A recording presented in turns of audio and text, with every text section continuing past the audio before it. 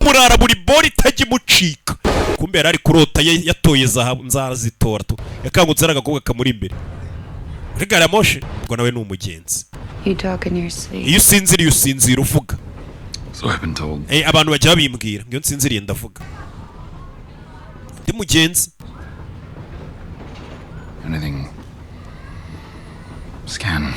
Hari ikibazo kibirimo.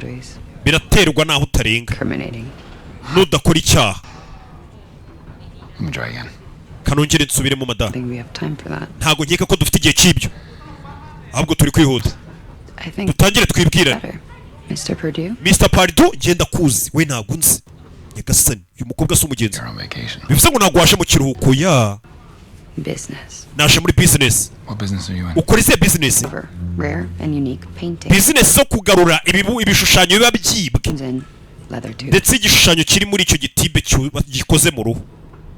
Nicyo nshaka. None se ubu turava hano tujya aho turi bujye tuvuye hano urahazi.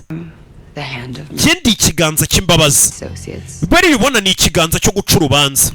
Afite abarinzi umukobwa. Urahitamo icyo gishushanyo cyangwa bari abasore. Hari n'andi mahitamo ya gatatu. Nayahe? Menye mwaje mureba murangaye ni mureba aba bodyguard banje bandinda. Warebye hakurya abandinda.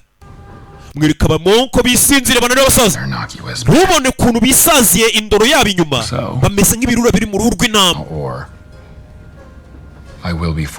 Nimumateriza ndare kuri mbwa sinambara bari abasaza barakwica. Abasaza b'abamonko bashaje. Urabizi bareke batwica. N'abasaza bisaziye kiri kubabeshyera ngo ni babashawurini kumbe n'abamonko bihaye Imana bisaziye. Okay, biseme ikiganza cy'imbabazi. Uyu mukobwa ngo ni ikiganza cy'imbabazi.